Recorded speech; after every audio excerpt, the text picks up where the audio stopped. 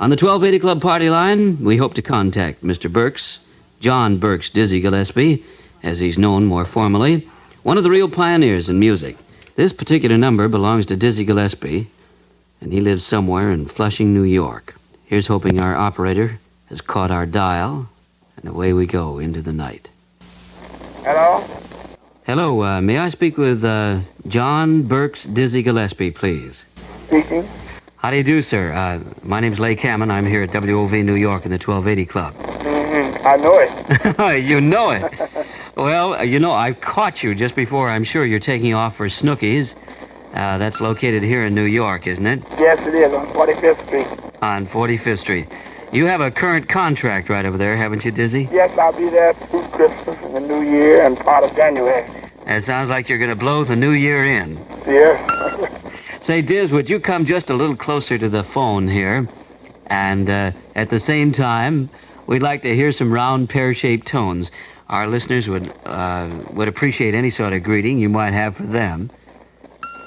Well, I would just like to say hello to all of my fans and my friends, and I will be looking to see them down at Snooky's through the holidays. Fine. We'll come bend our elbow and drink some Christmas cheer with you. Of course. Hey, that's wonderful. Dizzy, something that's been on my mind for a long time.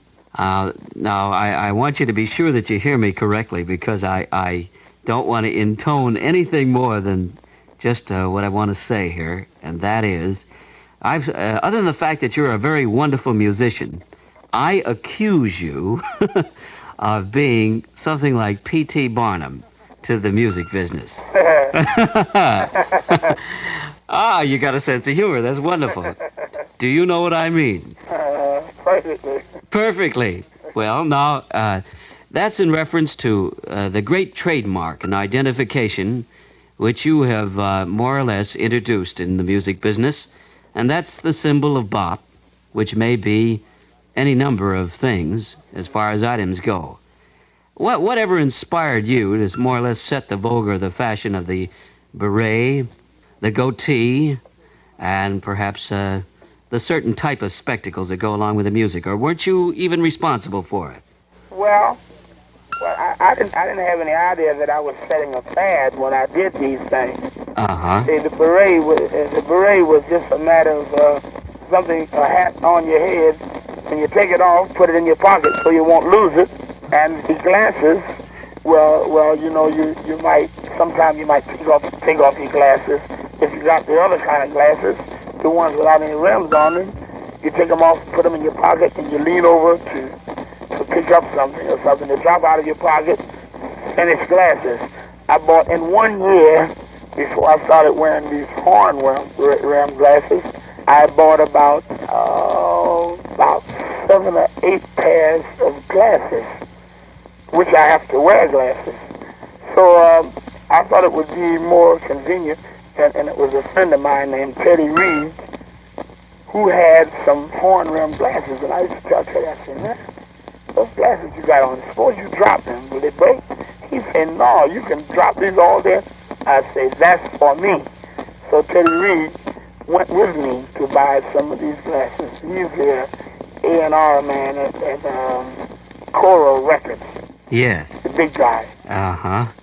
And that, in short, is your story of how this particular little identification got started. Yes. The beret, the glasses, and had you ever been in Paris by chance? Yes. I've been there 4 times, at least 4 times. You were at the Jazz Festival. Yes.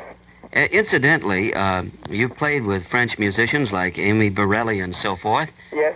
And France's acceptance of jazz is well known throughout the world. How about Mr. Borelli's band, for example? Here at the 1280 Club, we feature a lot of overseas sounds every Tuesday and Wednesday night, and Mr. Borelli's been a part of the scene. He has an excellent band. And he, in short, represents the new trend in France, doesn't he? Oh, yes. Dizzy, I know that you have just about 5 minutes to meet your deadline so that you can get off to the stand at Snooky's over on 45th Street here in New York. And you're driving from Flushing in. Yes. I'm going back to France. You're going back to France, are you? Yes, in January. In January? Yes, my band and my wife and I. I see. And are you going to do a tour, a concert tour? Yes, a concert tour of France, North Africa, Scandinavia, Italy, and Switzerland, and Germany. Well, just a real fast resume here. Who are some of the outstanding overseas musicians that you'd care to mention? Well, Say in Scandinavia, for instance. Oh, I don't know very many in Scandinavia because it's been some time since I was over there. I was in Scandinavia in 1948. Uh-huh. Rolf Eriksson is one of the trumpeter. How about Arnedam Nehrus? Yes, he's good. I heard some of his records, yes. And how about in France? In France, there's Hubert Fol, Pierre Lamarchand. You see, I know the French musicians a little better. Yes. Because the last time I was over, which was about 9 months ago, at the festival, well, I played with a French band and Don Byers. Who is still living in Paris, Yes, isn't he? he's still living in Paris, yes. Well, John, thanks very much. We've been talking to Dizzy Gillespie, friends, at his home here in Flushing, New York, and he's about to take off for Snooky's, where he's on the stand tonight. Snooky's is located on 45th Street, right here in New York City, just off Times Square, right? Yes. And thanks very much for taking time to talk with us on the 1280 Club Party line. It was a pleasure. We do appreciate it, and we were kidding about the P.T. Barnum, but we do need showmen in the music business, don't we? You have to have them. Yes, sir. Well, it'll be a pleasure meeting you person to person sometime, and thanks very much again for talking. Okay, I shall look for you. All right. Good night, Dizzy Gillespie. Good night.